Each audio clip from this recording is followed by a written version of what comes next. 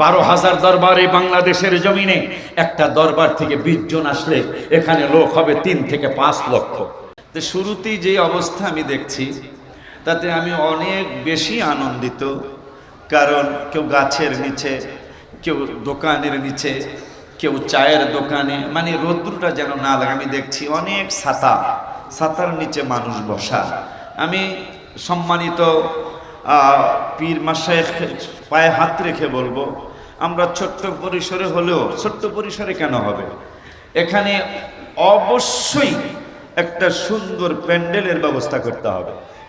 যদি আজকে সামিয়ানা থাকতো, আজকে প্রথম সুফিবাদী সুন্নি মহাসম্মেলন, এটার মধ্যে আমি দেখছি, আমি ঢোকার সময় চারিদিকে আমি অবলোকন করছিলাম, আমি দেখছিলাম হাজার হাজার মানুষ চতুর্দিকে ঘোরাফেরা করছে। একটু সামিয়ানা না থাকার কারণে তারা বসতে পারছে না, বসতে চাইলেও বসতে পারছে না।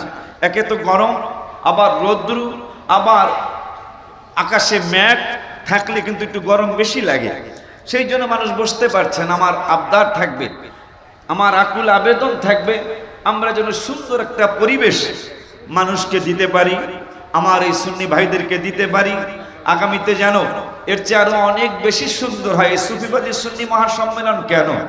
সুফিরাই তো গত 1000 বছর পূর্বে এই ভারত উপমহাদেশে যারা ইসলাম এনেছিলেন, এরাই তো সুফি।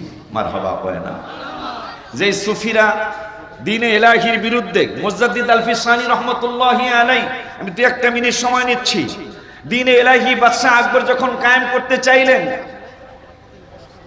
মুজাদ্দিদিয়া তরিকার প্রতিষ্ঠাতা যিনি, তিনি বিরোধিতা করলেন। তার ভক্ত মুরিদিন মুহিব্বিন এই সুফিবাদী ইসলাম, কোরআন হাদিস ইজমা কিয়াসের আলোকে যে সুফিবাদী ইসলাম, এই ইসলামকে যারা বিশ্বাস করেছিল তাদেরকে নিয়েই মুজাদ্দিদ আল-ফিসানি রহমতুল্লাহি আলাইহি যখন ইন্ডিয়ার জমিনে মাঠে নেমে গেলেন, বাদশাহ আকবর তাকে বাঘের খাঁচার মধ্যে ঢুকিয়ে দিলেন। 3 দিন পরে দেখার জন্য গেলেন, যা দেখতেছেন এই সুফিবাদী ইসলাম যারা করে, এই সুফিবাদী ইসলাম যারা কায়েম করতে চায়, এই ইসলামের মাধ্যমে যারা আল্লাহকে রসুলকে চিনাতে চায়, সেই মুজাদ্দিদ আল-ফিসানির কদমের ভিতরে বাঘ জিহ্বা দিয়া চাটতেছে। এই হলো সুফিবাদী ইসলাম। এই ভারত উপমহাদেশ যিনি জয় করেছিলেন সুলতান মাহমুদ গজনবী রহমতুল্লাহি আলাইহি, তার দরবারে এক যুবক চাকরি করছিলেন, আয়াজের ছেলে। আয়াজ যখন বৃদ্ধ হয়ে গেল, তার ছেলেকে দিয়ে গেলেন।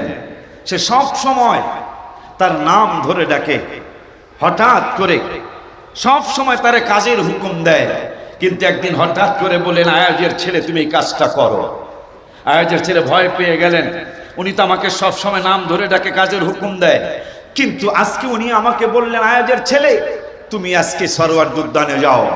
কেন? আমাকে সব সময় তো নাম ধরেই ডাকে, আজকে কেন আমাকে বল আয়াজের ছেলে এই কাজটা করো? ভয় পেয়ে বাড়িতে চলে গেলেন।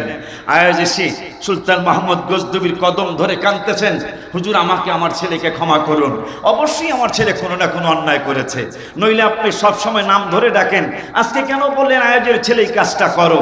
সুলতান মাহমুদ গজনবী কাঁদতে কাঁদতে অস্থির হয়ে গেলেন। উনি বুঝলেন, আয়াজ বুঝলেন, মনে হয় ঠিকই আমার ছেলে অন্যায় করেছে।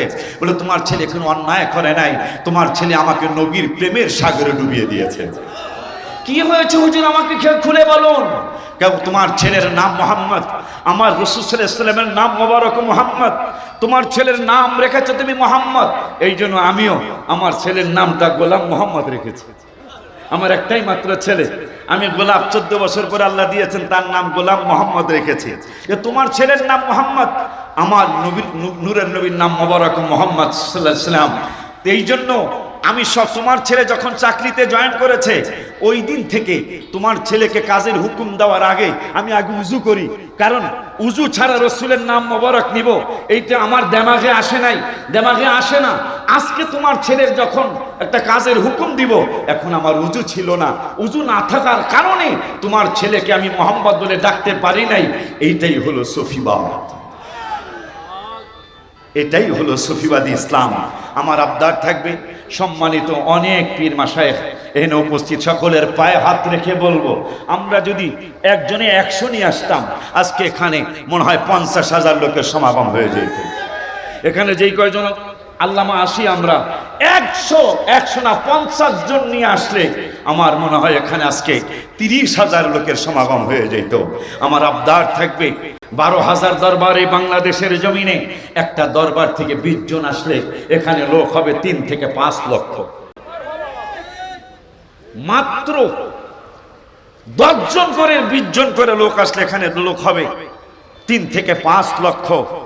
আমার ভাইয়ের কাসেম আবুল কাসেম ফজলুল হক সাহেবের সাথে ঠোঁট মিলিয়ে কণ্ঠ মিলিয়ে বলছি, আগামী অনুষ্ঠান যেন এখানে অবশ্যই সুন্দর একটা প্যান্ডেল হয়। ওই সুন্দর প্যান্ডেলের নিচে বৃষ্টি আসুক বা না আসুক, রৌদ্র থাকুক বা না থাকুক, আমি এই প্যান্ডেলের জন্য, যেহেতু অনেক পীর মাশায়েখ, বেশি ঘোষণা দিব না, এই প্যান্ডেলের জন্য আমি কম পক্ষে 24,000 টাকা দেব। আমার পক্ষ থেকে যদি সবাই 24,000 দেয়, কি কর কথা কয় না, কালেমা শরীফের 24 অক্ষরের জন্য 24,000। যদি এই 500 পিসাব পীর মাশায়েখ বাজানেরা যদি 24,000 করে টাকা দেয়, টাকা হইব কয় লক্ষ। এইরকম সরওয়ার উদ্যান কিনুন যাইব, কথা কয় না। এই আবদার রেখে আগামী অনুষ্ঠান ইনশাল্লাহ সরওয়ার উদ্যান কেন, এইরকম 10টা সরওয়ার উদ্যান ইনশাল্লাহ আমরা যদি 100 করে পীর মাশায়েখ 100 করে লোক নিয়ে আসি, আশা করি জায়গা হবে না। এই আবদার রেখে আপনাদের সকলকে আল্লাহ যেন আবার সহি সালামতে হাবিবের ঘাম মোবারকের সদকায় গন্তব্যস্থানে পৌঁছিয়ে দেয়, আশা ব্যক্ত করে সকলে সুস্বাস্থ্য কামনা করে শেষ করছি। আসসালামু আলাইকুম ওয়া রাহমাতুল্লাহ।